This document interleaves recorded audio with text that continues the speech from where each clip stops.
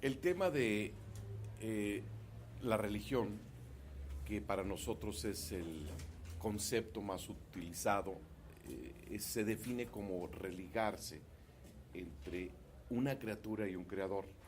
Y el punto fundamental es la explicación que las religiones les dan a cuál es el motivo, razón, por qué, explicación de la creación de las cosas y del por qué tú existes, en pocas palabras. Y evidentemente el tema también de tu muerte, de mi muerte, de la muerte. Y eso es lo que han hecho las religiones a través de los siglos, darnos explicaciones de vida y de muerte. ¿Cuál es pues la idea, versión, punto de vista que tú como maestro budista tienes? Bueno, como ya habrán quizá escuchado anteriormente, muy a menudo es difícil catalogar al budismo como una religión específicamente basados en la etimología de lo que religión es, que es religarse principalmente, como ya lo comentabas, a una entidad creadora o a una divinidad. El budismo no es algo a lo cual le dedique tiempo o enfoque. A lo que se refiere el budismo, por esta simple, basados en esa definición de religión, muy a menudo es difícil catalogar al budismo como una religión, y es más, yo creo que es más apegado a una ciencia. De hecho, grandes maestros como el Dalai Lama así lo han descrito, cuando una vez que dice que el budismo en realidad es la ciencia de la mente. Entonces,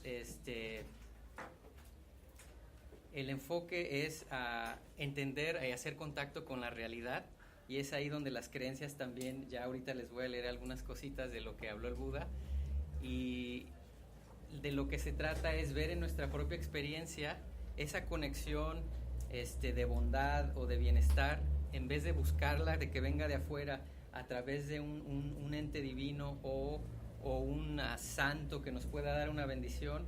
El Buda describe que la mayor de bendición que uno puede hacer es nuestro propio cultivo de la sabiduría, entender qué es lo que hace el bien dentro de nosotros y nos lleva qué es lo que hace el bien y nos lleva a la felicidad, qué es lo que nos hace el mal y a los demás también y nos lleva al sufrimiento inevitablemente, no como castigo o recompensa, sino como mera ley de la naturaleza. Cuando obramos mal, inmediatamente, se haya dado cuenta alguien o no, uno sí se dio cuenta, y ese fue el que lo hizo. Entonces la agitación que surge de ahí, el sufrimiento es inmediato, no hay recompensas posteriores, y todo está relacionado con el contacto directo con la realidad. Entonces, pues basados en eso, podemos empezar a tomar un perfil de que el budismo realmente, en muchos de los aspectos, es más parecido a una ciencia que a una religión, a pesar de que, como sí cumple muchas funciones de lo que una religión hace, la congregación de personas que piensan de una manera similar o que tienen un código de conducta específico, sí cumple funciones de religión, pero ahorita, si quieren, vamos a explorar un poquito más por qué sí se puede llamar y por qué no. Bueno, yo quisiera que continuaras, pero sí me queda como muy el impacto de la ciencia, de la mente. Entonces, obviamente, la primera pregunta es, ¿qué se refiere con mente? Porque aquí es donde está el tema de la psique, de la inteligencia, de la ratio, del alma, del espíritu, y tú hablaste de la mente, Sí. cosa que me concuerda con muchas teorías mediterráneas, de las greco, etcétera. Pero, ¿qué es mente? El ser humano, cada uno de nosotros, ya traemos cargando una, y es esto que nos hace percibir, colorear y entender, esperemos, la realidad. Entonces, el ser humano, el Buda lo explicó claramente, es nama y rupa. Es el nama es la mente misma, la conciencia y toda su complejidad, que tiene muchos ingredientes, esos ingredientes generan sistemas, y esos sistemas tienen sus funciones. Cuando nuestra mente, yo creo que todos nos podemos relacionar, nuestra mente tiene estados positivos y estados negativos. Generalmente los estados negativos, lo entendamos o no, tienen sensaciones displacenteras o de dolor mental o de dolor físico.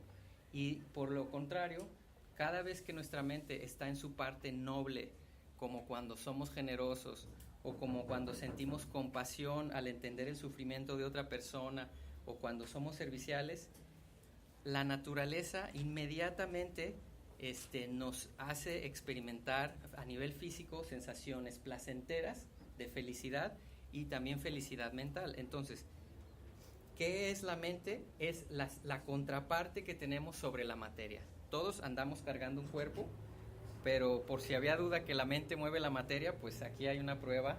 Si nos podemos parar e ir hacia nuestras casas o dirigirnos hacia la entrada, es porque la mente ya está moviendo la materia en esta conexión que tiene con el cuerpo. Entonces, nama, bueno, no tiene locación, pero lo que sea la mente, todos los sistemas que tiene y la complejidad emotiva que genera por sus movimientos y el cuerpo están íntimamente relacionados, y la mente alimenta el cuerpo y lo mueve, y el cuerpo retroalimenta la mente, y esa interacción que está sucediendo es a lo que le llamamos a nivel conceptual yo, o tú, o cada uno de nosotros. Entonces, ¿qué es la mente? Es esa contraparte, lo que está moviendo la materia en cada uno de nosotros.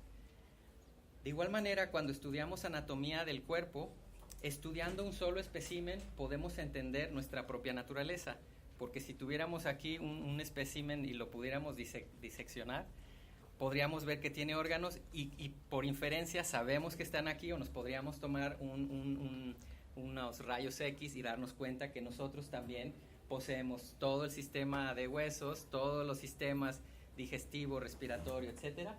Entonces, de la misma manera, nuestras mentes tienen la misma anatomía. Entonces, el punto del budismo y lo que genera mucha armonía hacia afuera es que si nosotros a través del autoconocimiento nos conocemos a profundidad, empezamos inevitablemente a conocer al otro, porque nuestra estructura es igual. ¿Hay alguien aquí? A ver, muéstrenme las manos, que tenga 6 o 7 dedos. Puede suceder, o 2 narices o más. Entonces nuestra estructura es muy similar, de hecho es idéntica en cuestión estructural, pero nuestro contenido mental es muy diferente. Pero eso es la mente.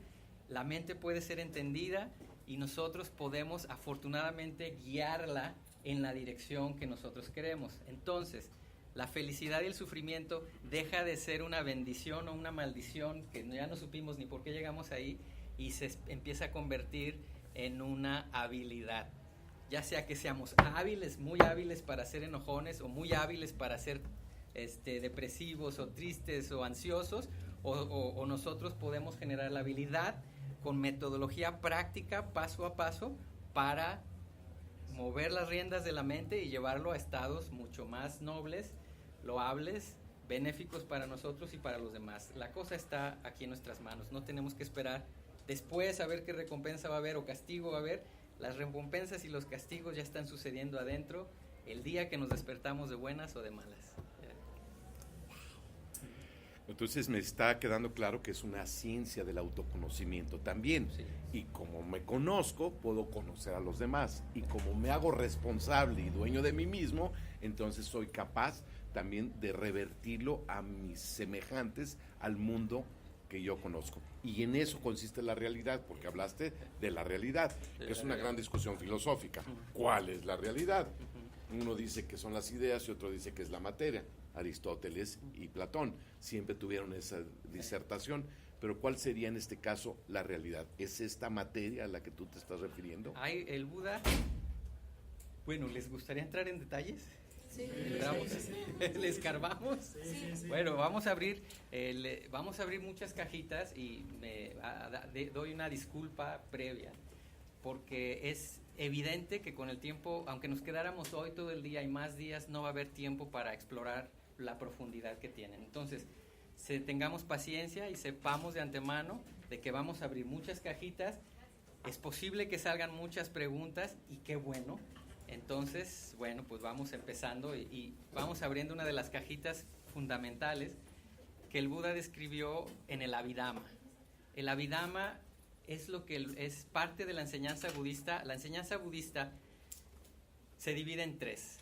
Entonces, la primera fue el código monástico, o sea, cómo se debe de comportar una persona para cultivar el bien, pero no solamente para los monjes. Muchas gracias.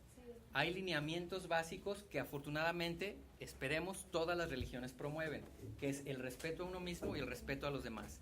El respeto a nuestra propia vida y nuestra integridad física y mental, y el respeto ante la integridad física y mental de los demás. El no tomar sin permiso sus posesiones, el tener buen comportamiento verbal, que ya si gustan entramos en detalles. Algunas religiones lo describen solamente como una sola instrucción o mandamiento, pero en el budismo de vez en cuando uno encuentra que uno empieza a abrir, y es algo de lo que a mí me atrajo a su estudio, que uno puede empezar a ver muchísimos aspectos que se refieren al buen comportamiento verbal. Solamente por tomar un punto, en el comportamiento verbal, tener buen comportamiento verbal incluye decir la verdad, no separar a las personas, no usar palabras ofensivas o divisivas, y uno de los que más se nos va y que no consideraríamos culturalmente como mal comportamiento verbal sería la charla frívola. Entonces, uno podría decir, ¿por qué tener charla frívola? ¿Qué tiene de malo echar una broma, hacer un chiste o hablar de, no sé, lo que comió tal actriz o cómo le fue, etcétera, etcétera? Y esto, fíjense, la belleza, cuando uno, como les digo, si uno le escarba un poquito más, sale una cualidad que se me hace bellísima, y es el hecho de no desperdiciar nuestra energía de vida hablando cosas sin sentido. Imagínense el respeto que hay por esta vida, este potencial que todos estamos cargando, cada uno de nosotros. Es tal el respeto que el Buda divisó en cada uno de los seres humanos, que el hecho de que nos desperdiciáramos a nosotros mismos, y no nomás a nosotros mismos. Si ahorita empezáramos a hablar lo que sucedió a un artista o a un futbolista, etcétera, si yo ahorita lo estuviera haciendo, no solamente estaría yo perdiendo preciado potencial y tiempo de vida, sabiendo que esto no es ilimitado. Un día y con facilidad vamos a morir, y aparte hasta gratuitamente.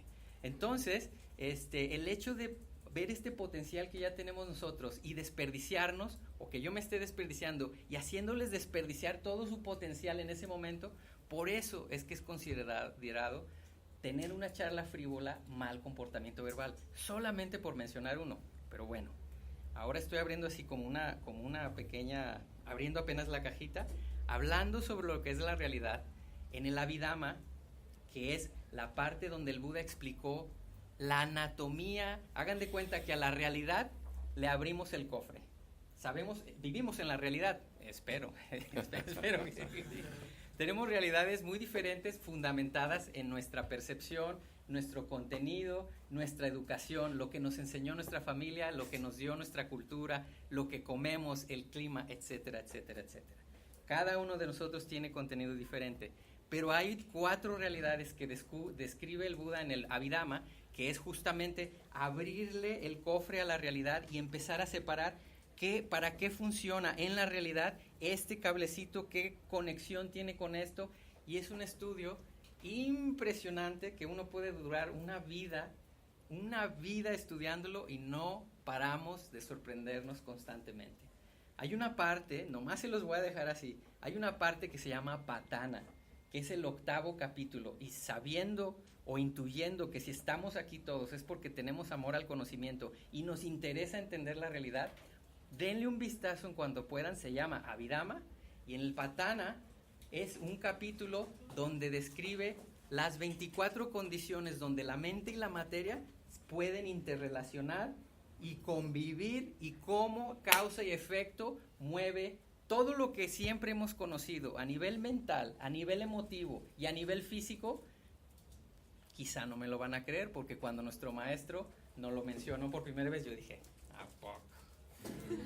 Bueno, si tienen su curiosidad suficiente, interés suficiente y paciencia, pueden echarle un vistazo. No es lo primero de entrar, se tienen que ver. Este es el 8º capítulo. Hay 7 capítulos previos para ver, donde se describe la mente, sus ingredientes, qué es la conciencia, ¿Cuántos tipos de conciencia hay? Normalmente en la